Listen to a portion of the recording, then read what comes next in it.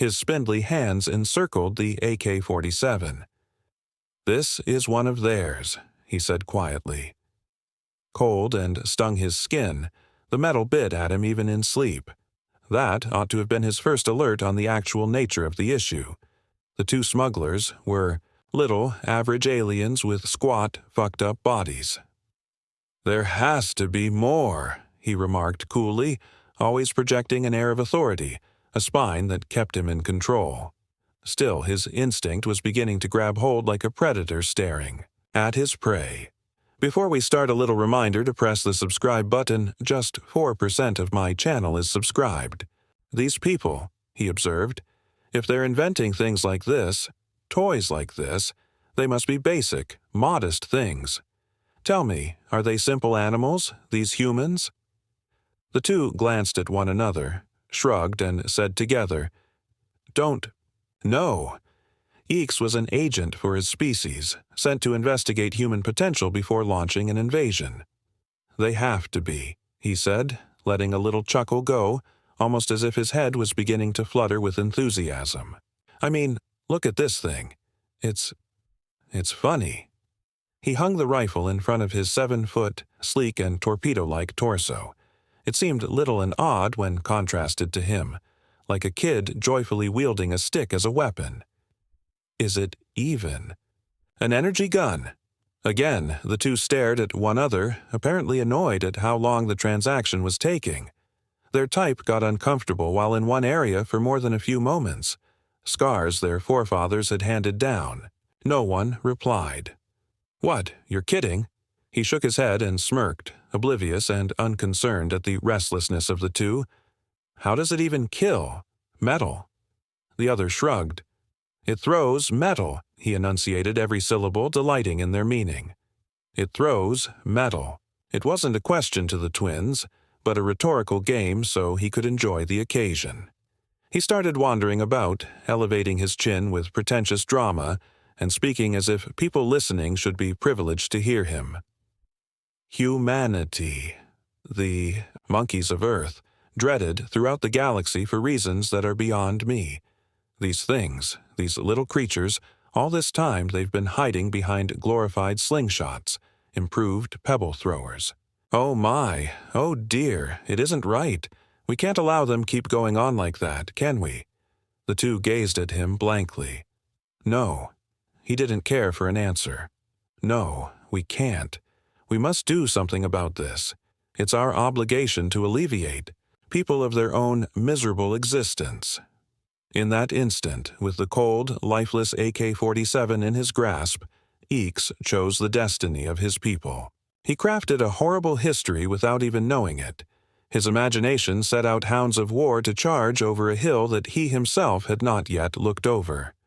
Oh dear, what doomed animals, what hopeless, horrible animals. Eeks blinked. "You want—" He shook his head. "What?" The animals were pretty unhappy now. "You touch, so you desire. You purchase now. Yes." Every statement was like a coin being flung to the destitute. He glanced up and feigned to seriously consider their offer, as if he ever did in the first place. Then, after enough play, he smirked and dropped the revolver to the floor, its frigid bounce betraying his actual purpose. "Keep the rubbish. Why would I want this?" The two surged up from their little seats, but due of their stumpy legs and thick torsos, they became even smaller beneath Eeks. He might have easily missed the two if he were to merely stare straight front. In a way, they were very literally beneath him. "You touch, you purchase. This unusual item. Uncommon item." He went away, his needle-like legs spreading before him like flags poking into new earth, claiming territory with every stride, with every blow. "You bastard!" They shook and banged their fists at him. "You touch, and you know by you, EGOTs, all the same." That was the appellation of Eeks and his people, the label granted to them by all those who had the misfortune of knowing them. The EGOTs, the monsters with limitless violent egos. Eeks had already forgotten about the two animals by the time he boarded his spacecraft. A lion cares not for the views of lambs, and an egot cares not for anything outside itself. Her crown was modest, little and rounded over the top of her oval head, silver like the waning light of a star and strangely just as inspirational. Speak simply.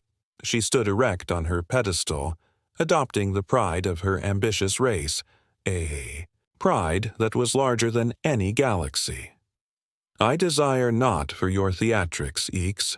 Then, simply, I will be. Oh, expansive one. He bowed, sweeping his broad arm before himself.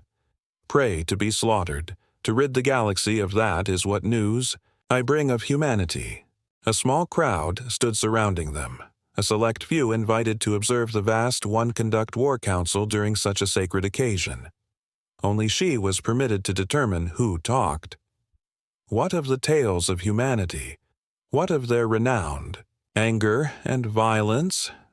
Oh, encompasser, bridger of cosmic distance, the egots were nothing if not pretentious, and their leader naturally needed to reflect such aspirations.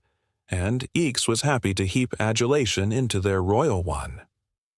You would not be terrified of a stone thrown from a bow of string.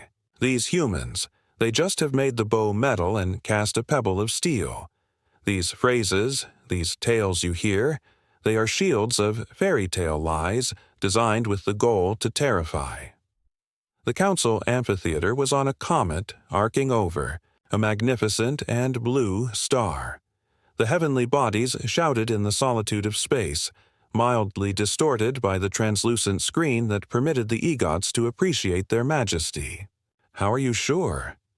In truth, Eeks had only heard the same tales that everyone else had. He'd only seen one weapon, a little bit of war. Yet that's all he believed he needed.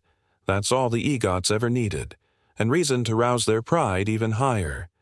My all-being, wonderful owner, it is an easy response for such like as us, for commanders as we are. The odor of prey is obvious. I guarantee you people are creatures of dirt, intended solely to be trampled.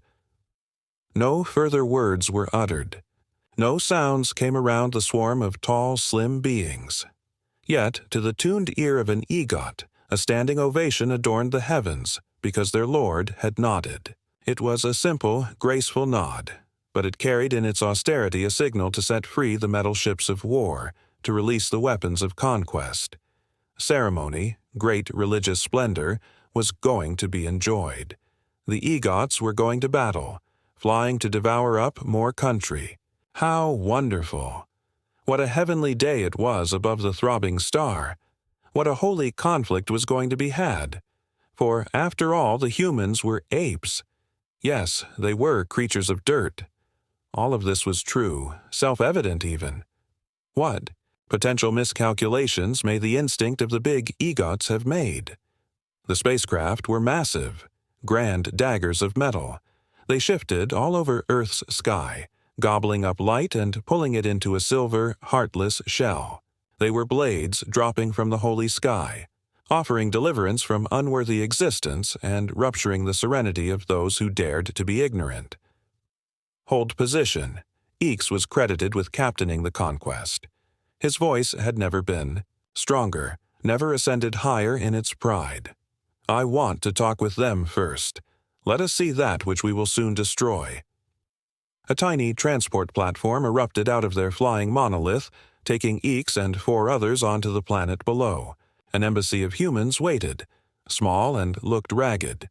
The ship touched down like a feather on water, scarcely stirring even a pebble.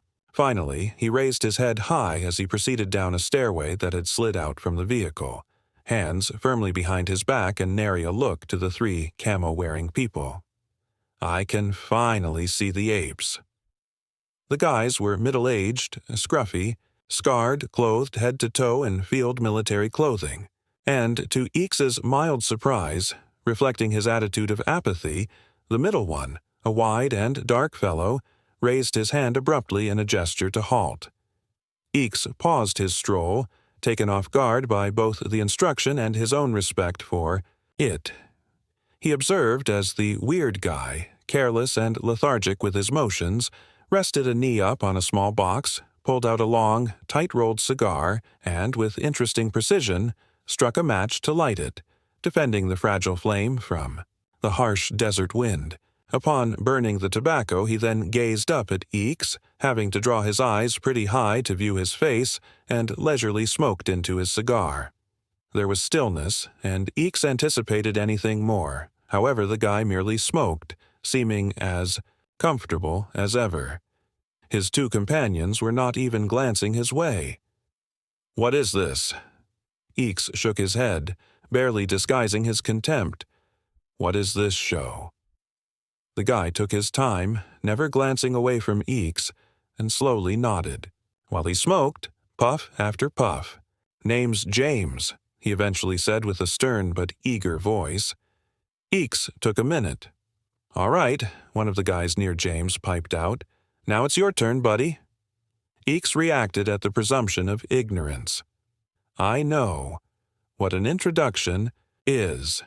He shook his head and wiped off the dust that had already started to coat his palms. "Stars above, must we do such formalities?" James shrugged. "Suppose not." Eeks was growing more disturbed with their unrestrained casualness. "Right," he murmured, trying to remain attentive and preserve his feeling of regality. "Right. Well, you must realize your condition by now. We've observed your people and researched your armaments. We are—" "So hold that." James was suddenly alive with energy, eyes so brilliant and eager that it sent a chill down Eeks's spine. "You wouldn't chance onto a gun of ours, would you? Here, look at this. Look here. It would look precisely like this fell." He grabbed behind him and brought out an AK-47, smirking behind it. "You seen something like this before?" "Yes." Eeks was extremely perplexed. "Two tiny lads. Two definite little shits. She revealed it to you?" "Yes." "Son of a—" He slapped his knee with tremendous enthusiasm and turned to the fellow on his left. "Jenkins, I told you those bastards were trying to sell that." "That's $20. Eeks shook his head. "What?" "Oh, sorry, buddy." James grinned and inhaled his cigar, resting one elbow on his knee. "Old Jenkins here believed that the two men was going to devour it. We captured footage of the two taking the goods, and it made the rounds of the old pennies gone." The guy behind him shrugged. "What was I supposed to think?" "Not some dumb." "Anyways," James rolled his hand. "Sorry, friend. You was just carrying on about how you were ready to try and conquer us and everything." "Why, yes, I was." He moved back. "Try?" It was a jab, the first flying attack of a bout. X blinked as his chest burst with the challenge of pride. He couldn't suppress the rage growing in him, and he spit out his next remarks. "Educating rebellious children. Our peoples, the great claimers of the cosmos. We do not try. There is never a try with us. We usually do. That's us. We never fail. We are not the triers. We are the claimers, the conquerors." James pursed his lips. "Yes, yes. You should be kneeling at my feet right now." "It's not really how we do things around here, buddy." He stood up, extending out his shoulders and neck. "Not big on the whole Boeing stuff here. Got a poor past with it. We're simple people here. None of that praising jazz. You don't bow. You don't adore something magnificent." "Oh, no, no, buddy." He cocked his head in interest. "Yes?" James's stare was instantly serious, his entire body locked into something scary, something beyond his basic self. He said, simply yet with enormous weight, "Passion." The word hit Eeks. It shot a shudder down his spine and rocked him. There was a coldness in the way he said it. So smooth, so swift, so straightforward. That should have been his warning to leave. Eeks blinked and shook his head, re-entering and agitated. "You realize we are here to eliminate you all?" "Yes." James nodded. "Yep." There was our guess. Even Jenkins understood that one. Ain't that right, Jenkins? "Damn right, sir." "See? Even Jenkins picked up on that one." Eeks sneered. "I am only speaking to you so that I can see. the realization in your eyes. Right. James jumped up to his feet, the unexpected speed and intensity shocking Eeks.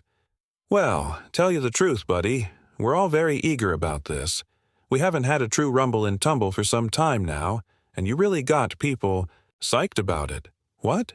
Y'all shake hands before you guys do that? Wait, I don't understand. Suppose it doesn't matter. He and his team curtly turned around and began strolling out into the desert, each stride frivolous and lazy. James raised a leaving hand with his back turned. You all just let us know when this here shindig begins. How? Doesn't matter. Shindig, let you know. Eeks was thunderstruck by the entire event. He nearly overlooked how frail he looked. Quickly, and with apparent shame, he stood up and cried out to the people. This is your people's final moments. Let it be known that what is going to happen will be terrible, horrific, and it will be us, the conquerors, the claimers, who caused it. James's voice was distant now, vanishing behind the wind, much like his body. All right, buddy, all right. Eeks raced back into his vehicle, heated and dazzling with wrath. These ignorant beasts, his voice echoed out into the empty air, the egots beside him quiet and anxious.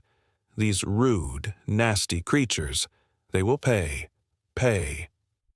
When he made it back inside the ship, he stormed into the command chamber and yelled out his commands, pouring them out so loudly and viciously that no one had any chance to pause. Send it everything. Send the land cruisers. Send the troops. Send the ships. I want this area glassed. I want it leveled. Kill every living creature in sight. The war machine came alive. Thousands of cargo spacecraft brought millions of egots onto the unusually silent Earth. Great drilling lasers shot out from the enormous knives. Millions and millions of lasers blast out from the barrels of calculated, cold energy weapons. Eeks himself again left the bowels of his spacecraft and observed above from a floating, secure platform. Yet, when the egots raged and devastated, they simply looked to be assaulting shells, empty dwellings, barren skyscrapers. Not a single individual was in sight. Eeks grasped his observer hard as he watched the monitors read the data and observed from his own eyes that nothing was near. Where are they? He cried fiercely. Where did the rats hide?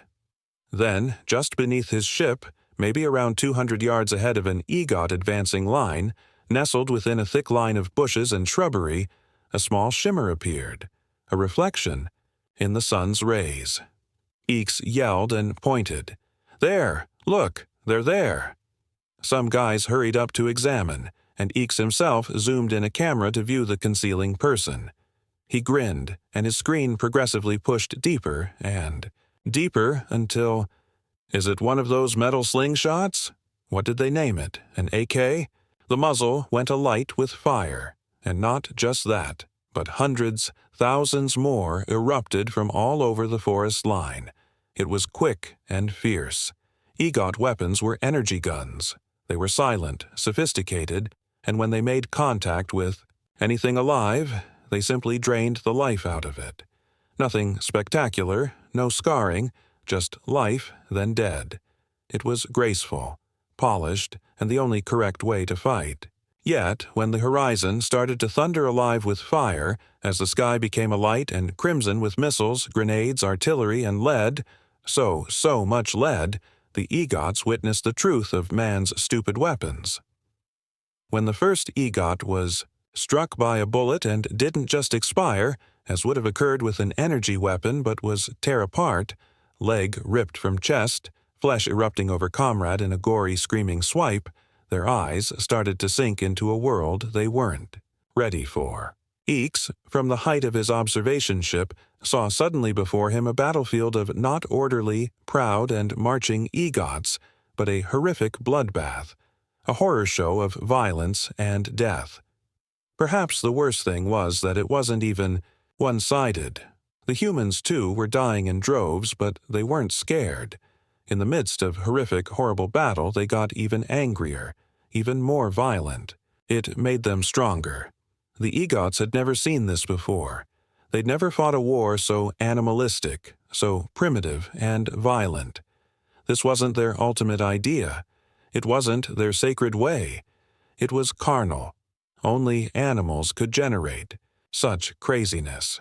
An explosion rocked Eek's spacecraft, and he plunged down in a twisting, spinning descent, smashing to Earth. He got caked in mud, plastered head to toe in brown, sticky soil that blended in with his own purple blood. His ears ringing, and he trembled as he struggled to rise. And when he finally elevated his sight to the horizon of Earth, he saw it. He saw the genuine perspective he was in.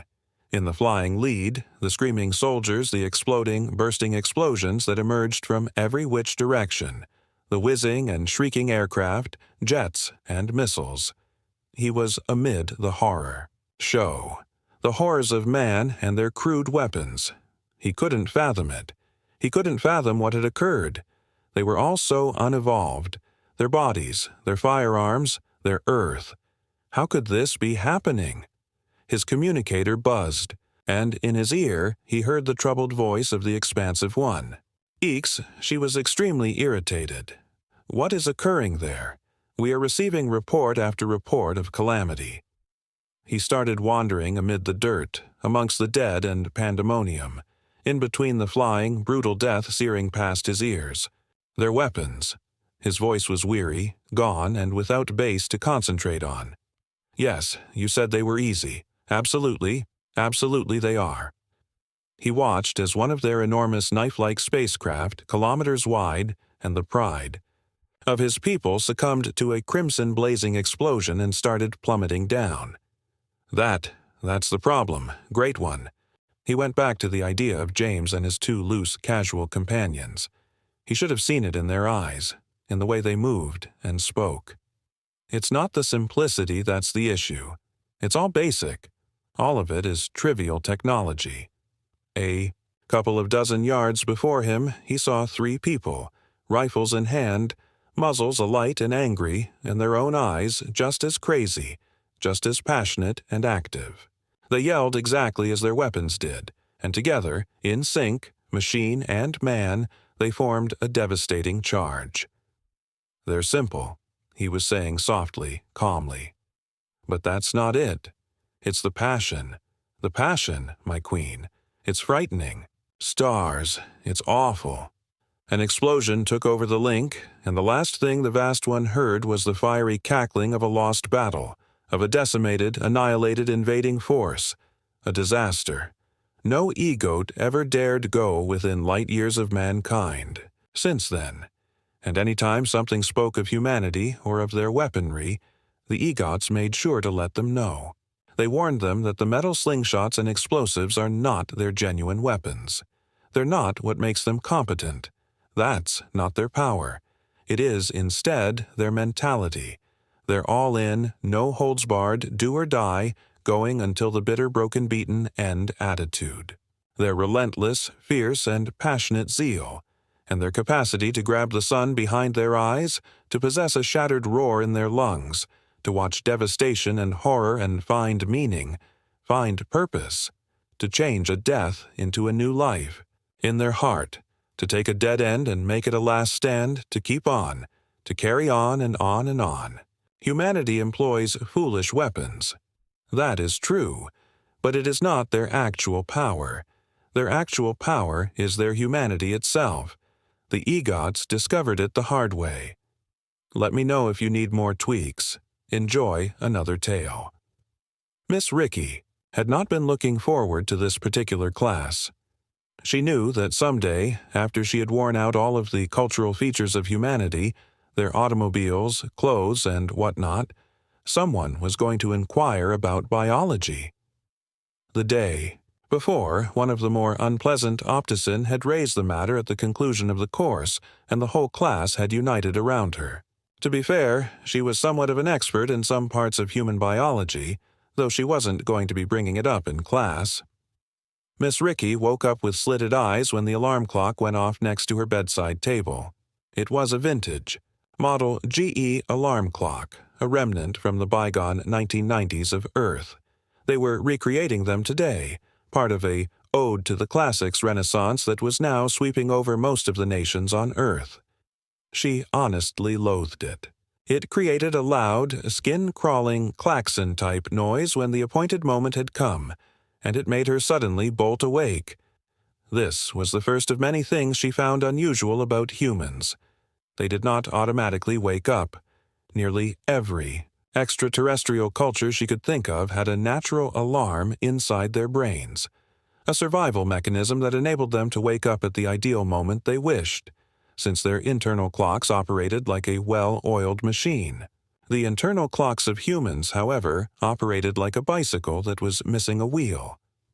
"Caden, the alarm," Miss Ricky muttered groggily, her face squeezing as the small clock continued jarring her brain with each beep. It was astonishing that, despite the very keen hearing of humans, they could sleep through sirens, automobile accidents, explosions, and perhaps whole war zones.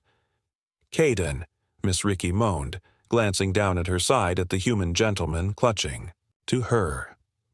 Humans, weirdly enough, preferred things to be chilly while they slept, or at least a very high average. No one had any clue why, since all aliens preferred their chambers warm and comfy.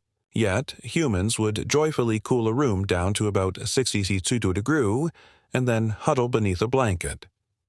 Caden was no different. Even now, he clung to her like he was attempting to wrestle her into submission, one muscled leg draped over her legs and one arm wrapped around her ribs.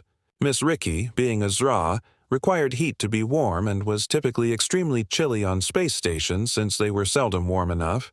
Caden couldn't sleep when the room was heated, so they instead got a thick comforter, something the humans called a duvet. Miss Ricky could remain very warm beneath the blanket, but Caden was like her own space heater. Humans generated a ton of body heat, likely the reason why they loved huge sleep so cold, and Miss Ricky was like a heat sink for Caden. This led to their normal morning of tangled limbs, as well as Miss Ricky having to pry the somewhat flirty hands of Caden away. Miss Ricky never failed to chuckle every morning when she had to extricate herself from Caden and softly swat his hands away. Humans were the only sentient species that could be aroused no matter the time of day. Nearly everyone else in the Confederation had to be fully up, fed, hydrated, and active for at least 3 to 4 hours before any form of romantic awakenings came into play. Humans didn't even have to be awake for their motor to be operating. Many star residents who studied humans had a profound conviction that this was the explanation for their continually rising population. This peculiar characteristic had been the downfall of Miss Ricky multiple times this week alone, speedwalking her way to class after needing to refresh and redress herself before standing in front of her pupils. It was no fault of her own, since she possessed a very strong will, even for the Zra. The collapse came in the shape of human pheromones. Humans were the most pheromone-laden in the mornings while the body slept, and this had been so ordinary that not even the humans appeared to notice it anymore after the hundreds of thousands of years of their development. This meant that all people of the stars, including Miss Ricky, awakened to a pheromone-laden chamber every morning, something that terrified the utter senses out of certain species while exciting others. Some star residents that evolved from prey animals were jolted awake with the need to escape and hide, overpowered by the scent of a predator next to them and swamping the whole bedroom. Others that developed from predators found their hearts pounding rapidly and wits racing, but for a whole different purpose. It took roughly 5 months for a star citizen to adjust to a human spouse. However, male star citizens who coupled around with female humans found their mornings quite unpleasant.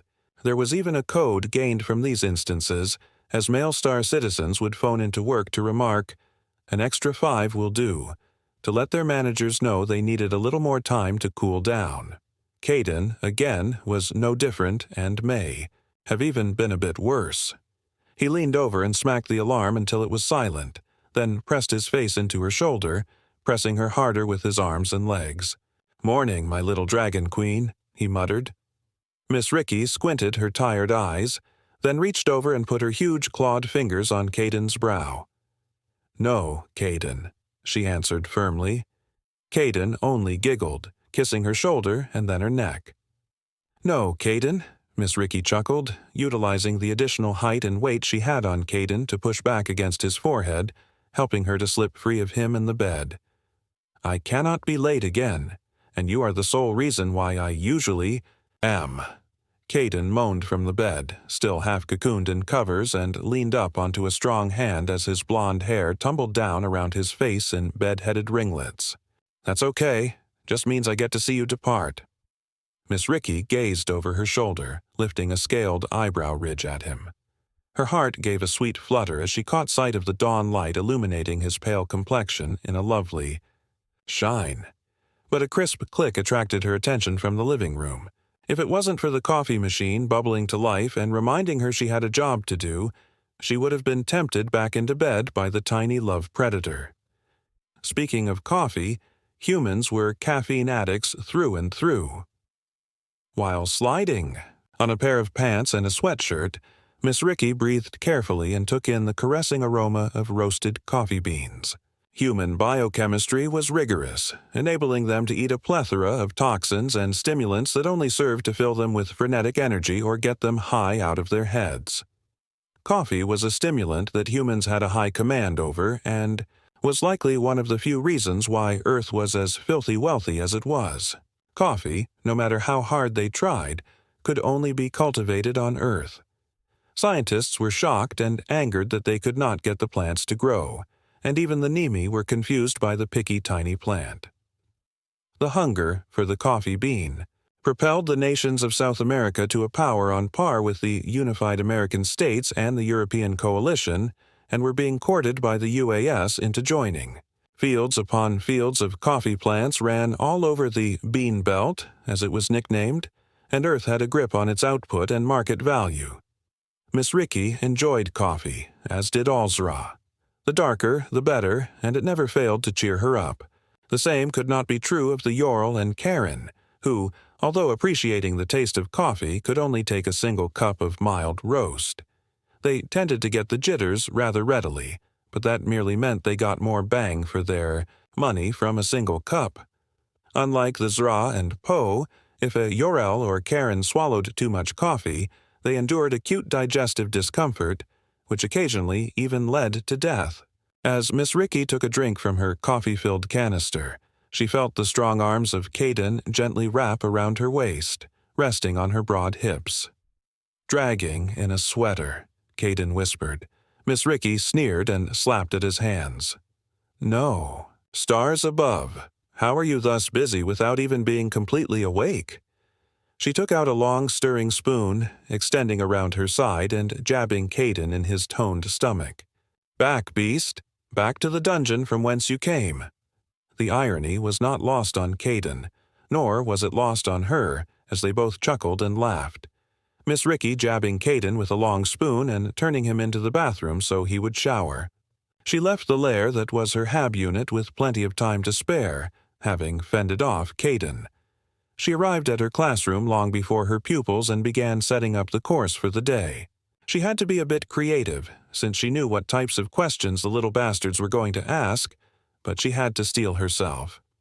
She was halfway through her cantina when the first pupils came, and, as per usual, it was the yellow Yorel, Ramira, and the black Yorel, Tinla.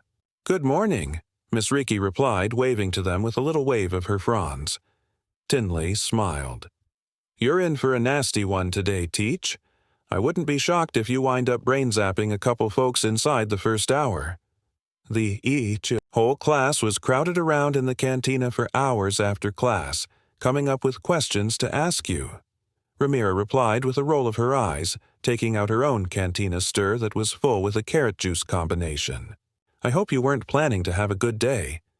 Miss Ricky cocked her head, breathing out with coffee-warmed breath.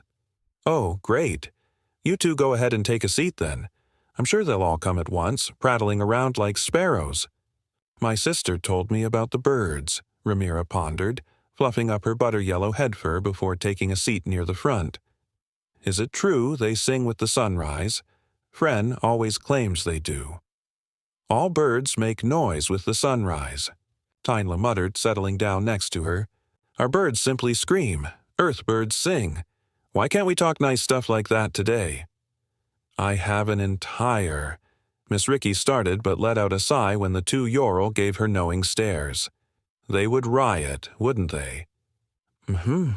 The two Ural hummed simultaneously, and Miss Ricky only shook her head.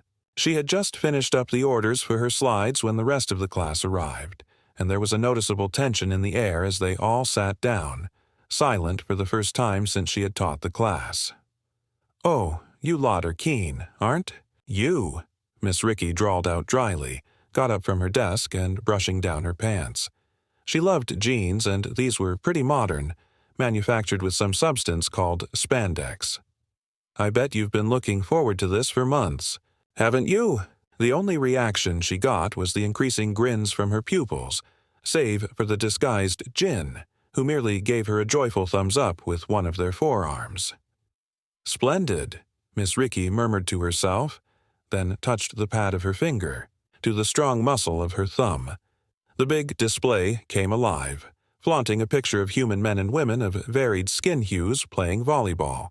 The shout that the children gave out was deafening, and everyone save Tinley and Ramira were branded with a spike of agony as Miss Ricky concentrated her will onto her pupils.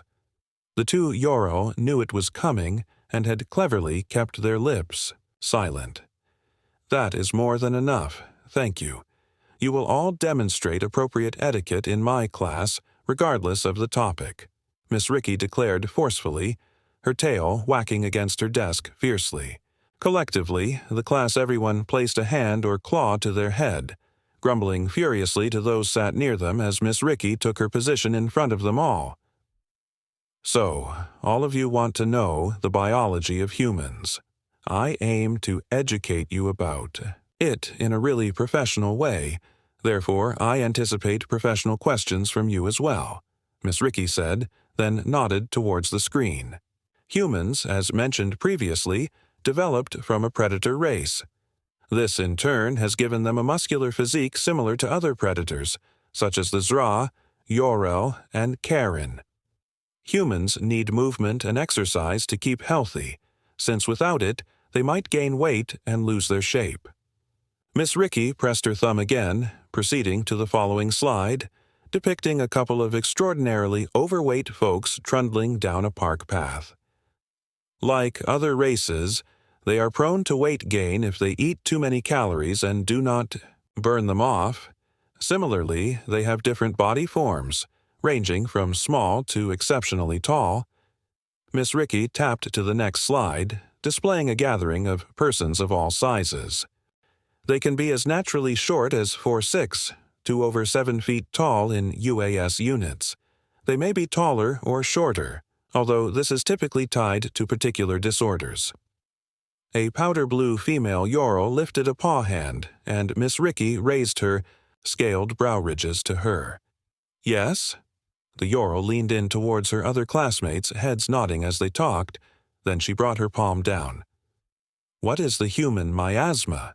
"Oh, of course," Miss Ricky mumbled to herself, but she let out a controlled breath as she put her teaching voice back on. "That is a pheromone produced by people when they sleep. Humans themselves are not impacted by it, or at least not as much as other races of the Confederation. This pheromone induces diverse responses based on the heritage of the race. Prey races will respond in dread when they smell this pheromone, and it has been likened to a musk. The Po, Jinn, and Nimi so far have had the worst response to this pheromone, as they have awakened or have been seized with a blind fear, racing from the chamber where the pheromone is present and then hiding.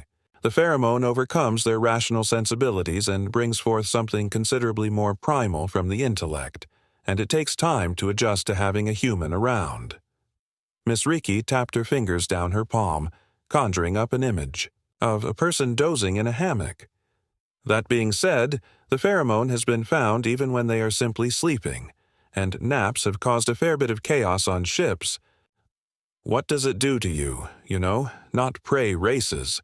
the powder blue Ural murmured softly, tapping the ends of her claws together out of interest. Miss Ricky had a thought to give the Ural's brain another zap, but instead brushed it off and retained her professional air. For non-prey races, it has been described as energizing.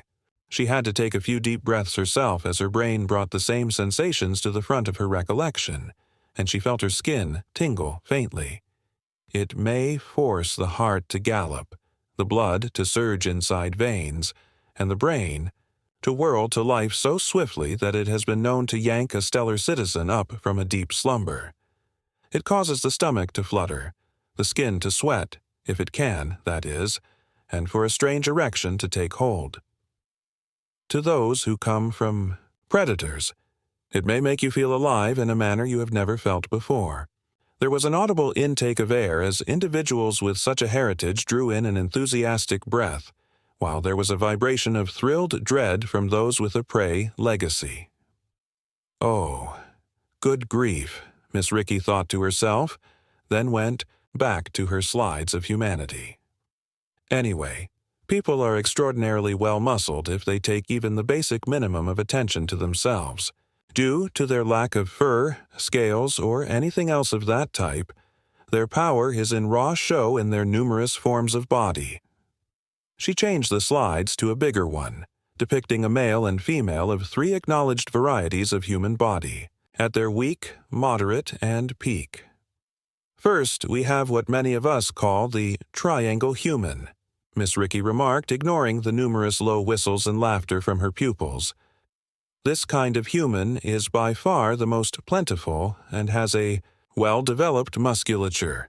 They are the most well-rounded of the people, possessing a balance of muscle, fat, and height.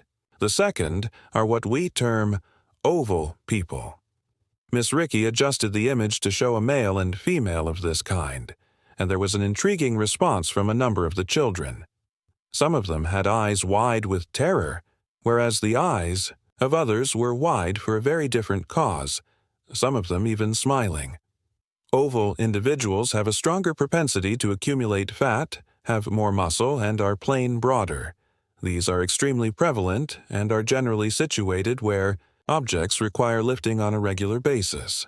Ovals and triangles are in a perpetual conflict with each other, which has been equated to tribalistic bickering about who is truly the stronger, who looks better, etc.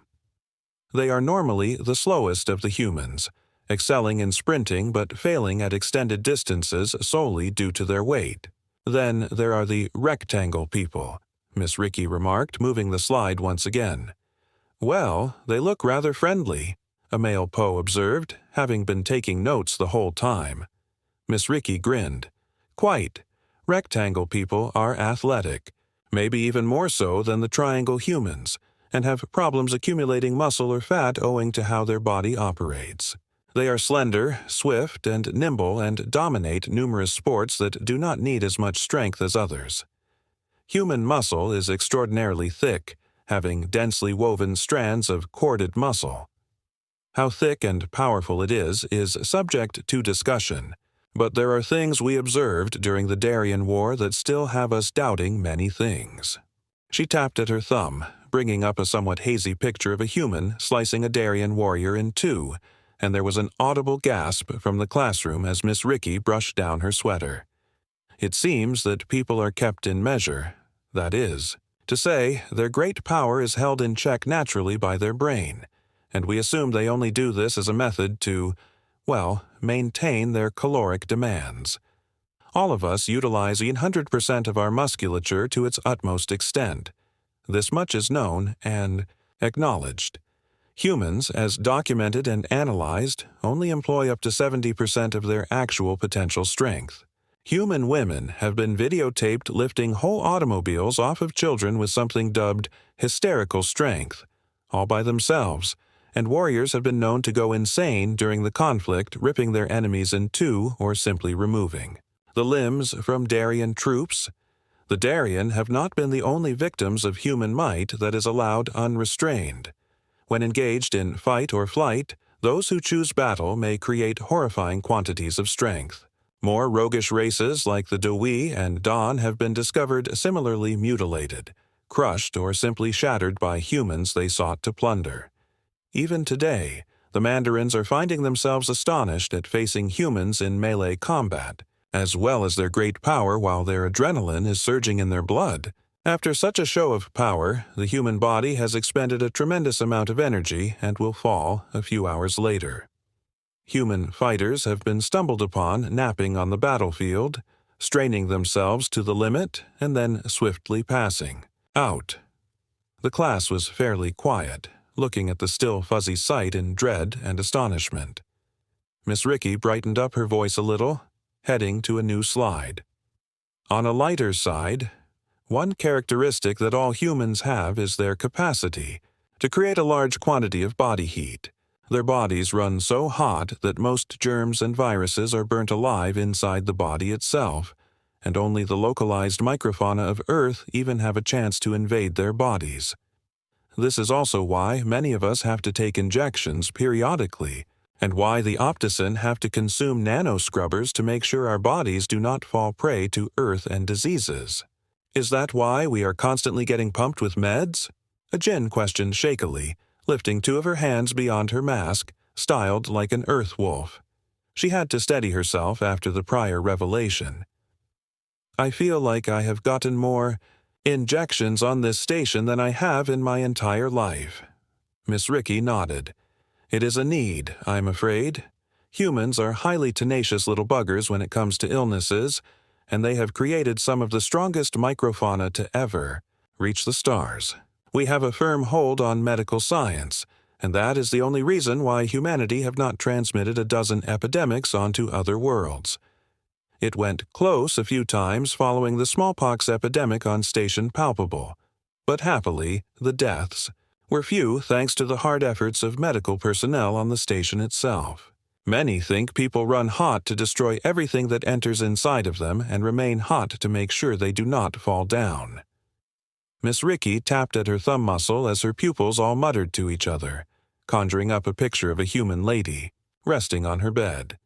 As mentioned previously, humans tend to emit pheromones while they sleep, however they do not merely sleep at night like most of us.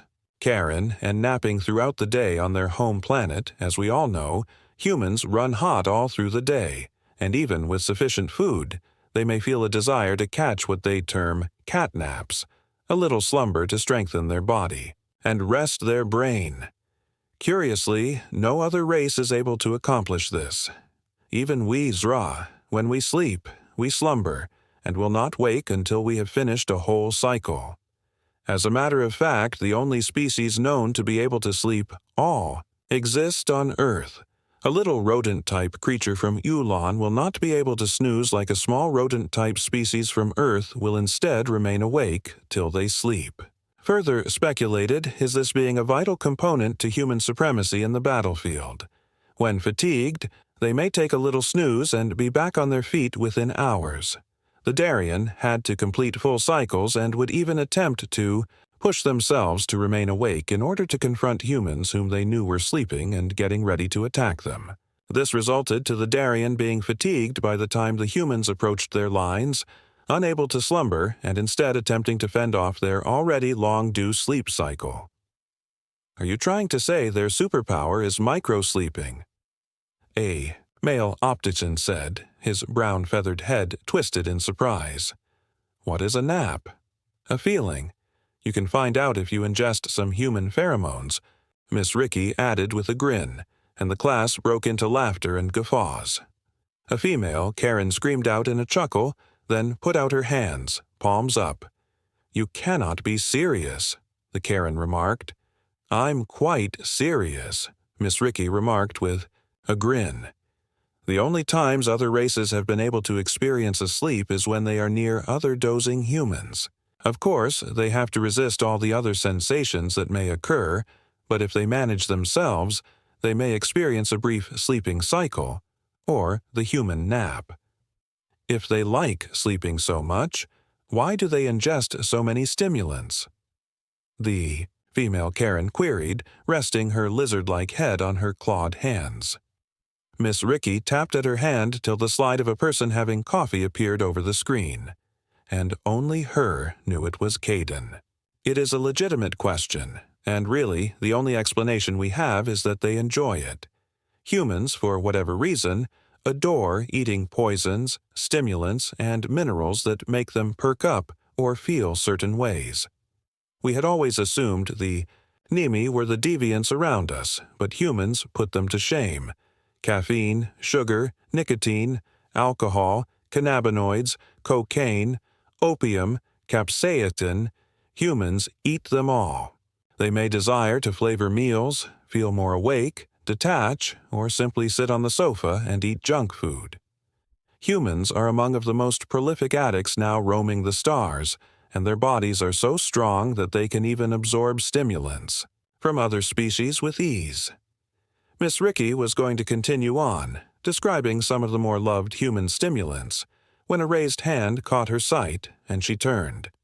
"Yes. What is it?"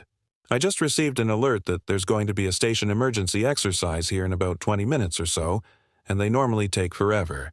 Before we have to stop class early, may we know, you know," a female Poe said, running the pad of her finger along the tabletop. "The fun question? You know what we're going to ask. You know, about the rumors." Miss Ricky attempted to appear stupid, lifting her scaled eyebrow ridges again and tilting her head. "Rumors? About their mating rituals," a male Ural piped out.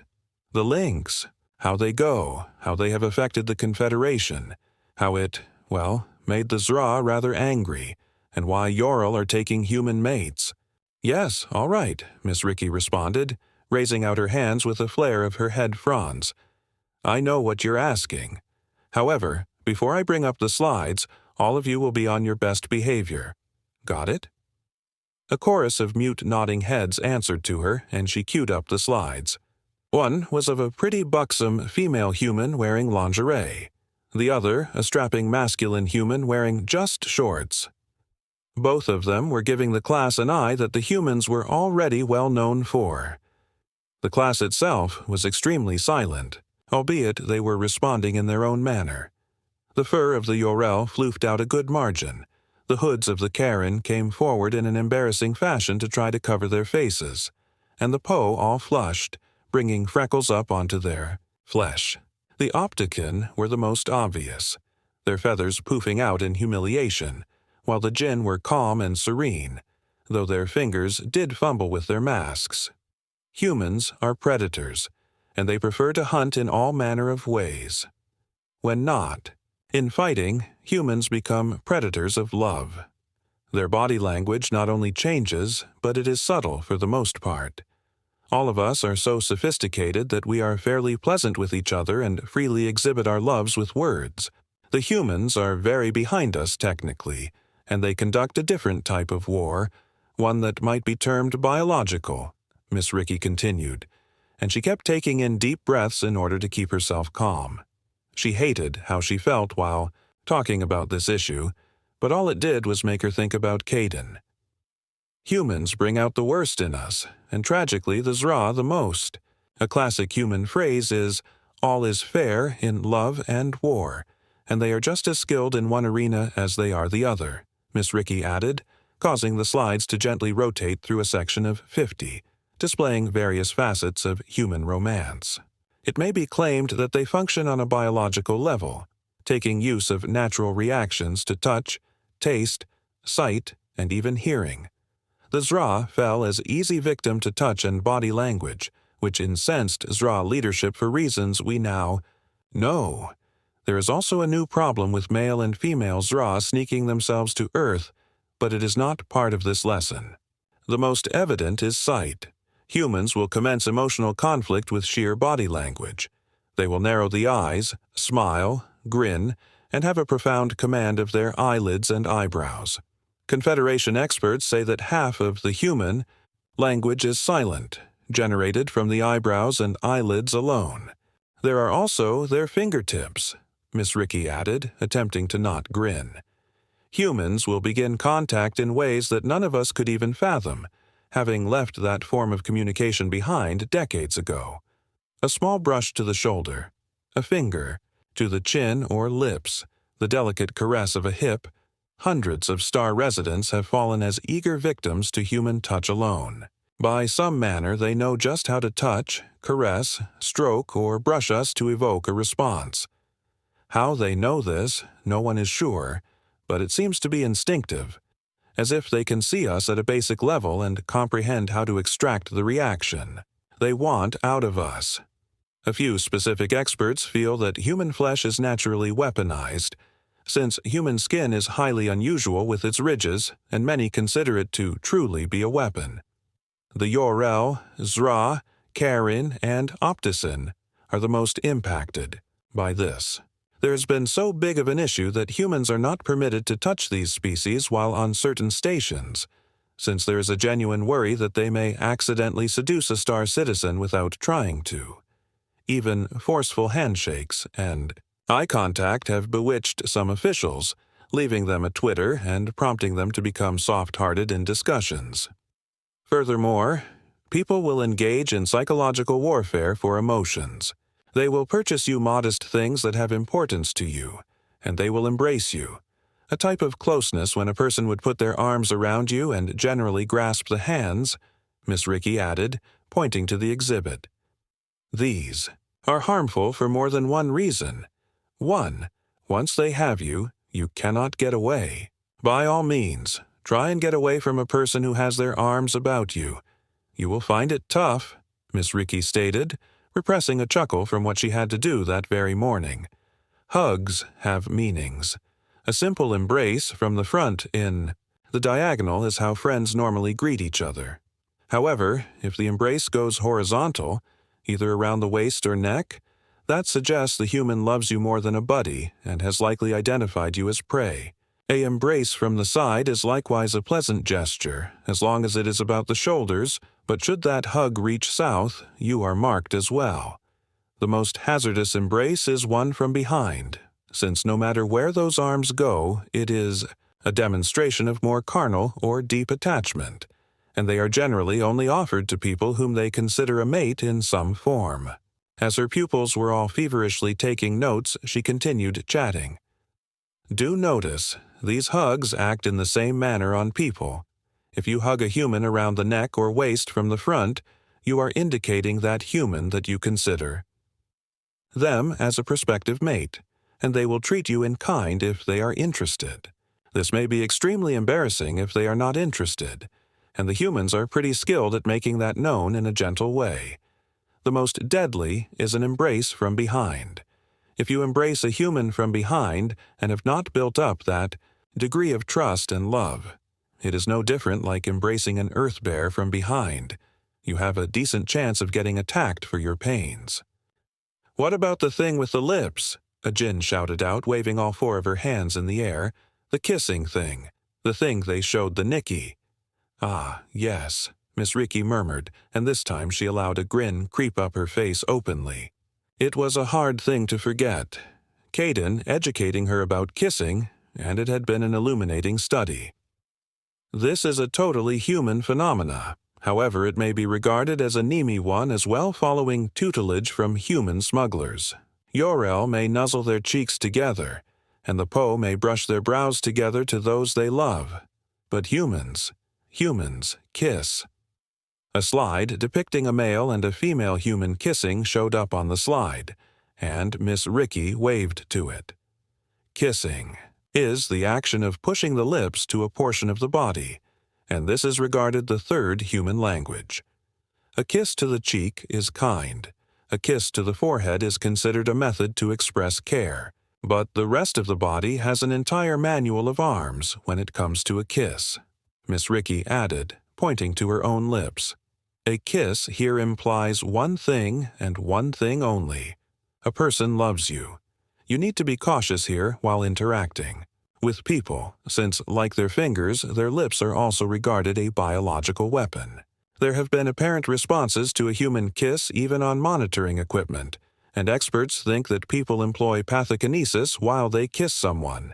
It may soothe you, thrill you, entice you, and even make you fight harder than you ever imagined you could. The most prevalent sort of a kiss is a loving kiss, a manner the person demonstrates their appreciation for you. Despite what you would expect, there is also a timer. A timer? A male Po called out, his expression bewildered. This is a whole other language, and there is a timer. Miss Ricky giggled. Yes, a timer. A short kiss, as they describe it, has no additional connotations. It is a basic exhibition.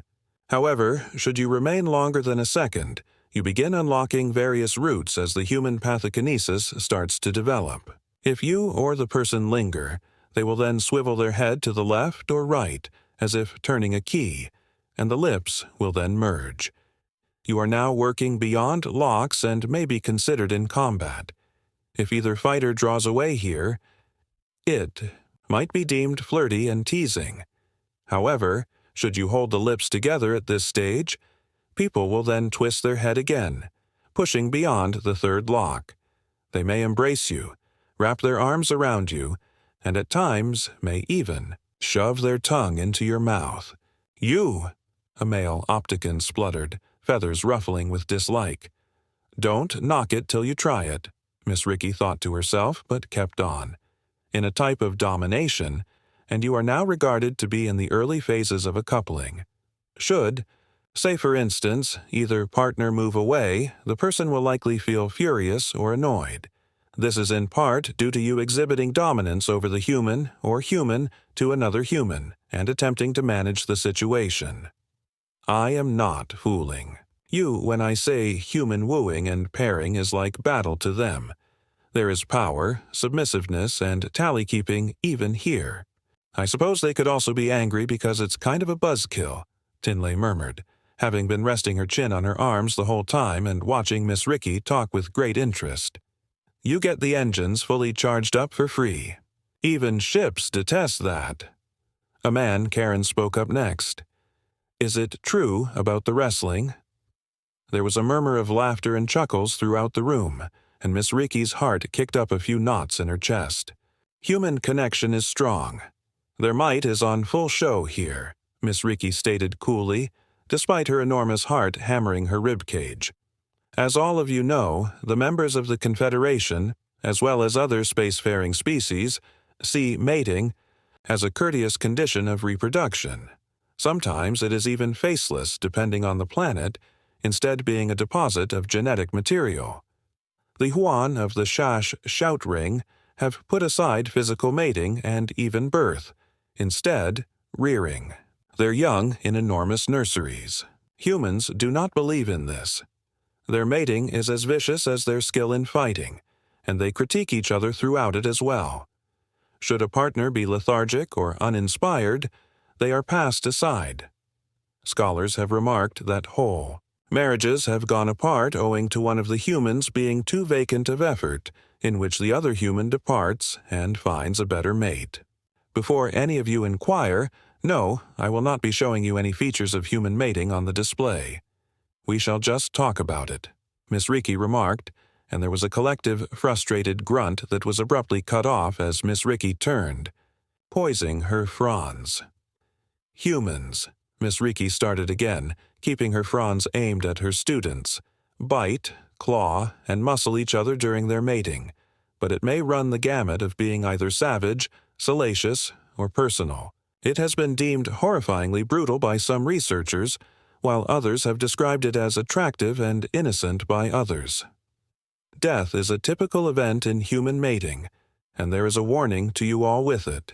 Humans, both male and female, have mistakenly broken and murdered other species who have attempted pairing with them. Again, I must emphasize upon you that humans are hefty animals, capable of strength that you have no notion of, and will accidentally kill you even while mating if you are not cautious. That is not to add that none of us have any defenses against. Human illnesses carried via mating, and hundreds of star residents have perished with a rapidity. Syphilis, thus far, has a record of killing a Poe within 3 days of infection, left untreated. Humans can tolerate it for up to 20 years. If you are still doubting the ruggedness of humans, they have already been recorded catching both Thack's whale and the wandering flesh, Miss Ricky stated. How long did they take to die? A female opticon inquired. They didn't, Miss Ricky stated bluntly. Their bodies chewed up the sickness, then spit it back out with no adverse consequences. Now, let's circle back to their physique. I'll believe you'll find certain aspects about their hand bones and elbows pretty fascinating, such as their capacity to employ them as crushing weapons in a hurry." Fren stood there in front of Specialist Rayburn's dwelling quarters. She had checked and double-checked the rules, and as long as both parties were within 3 ranks of each other, they may mix without the need for extra papers. She examined and double-checked both the status of her mustard-yellow fur and outfit, as well as the tiny bag she was clutching. She had been informed human ladies enjoyed sweet things, so she had pilfered the commissary for some snacks and beverages they could enjoy during their movie night, in which they would simply hang out on the bed, eat snacks, speak, and then go on their own after the movie. Fren had previously done this with Corporal Raddick, the male human having been extremely happy when he opened the sliding hatch door and spotted Fren waiting there with a cooler of beer. It had been a pleasant day, and they had shared some laughs during the movie, but Fren wanted to check whether both male and female humans were the same after hours. As she hit the hailing button and stepped back, she inclined her head as she pondered. Male humans weren't horrible, but they simply weren't as lovely as the ladies. Female humans had hair that was more fun, had much more beautiful features, and she simply didn't see what the other female Ural were on about when it came to male humans. The door slid open with a hiss of actuators, and Specialist Rayburn was standing there, all grins, wearing a pair of running shorts and a white tank top that did little to disguise her tan complexion and well-muscled limbs. "You came over wearing your uniform? We're off rotation for the next 4 weeks, unless it's an emergency, you know," Specialist Rayburn teased, then stood aside to let Fren in. "Come on in, you moron. I discovered an ancient digital copy of Mulan. I believe you'll enjoy it." She didn't understand why, but Fren's heart was racing a lot quicker than normal. Specialist Rayburn gave her a weird look, and she could feel her tail wagging behind her. "All right, is it a war movie?" Fren asked. "Kind of," Specialist Rayburn answered with a grin, and closed the hatch behind Fren. A little reminder.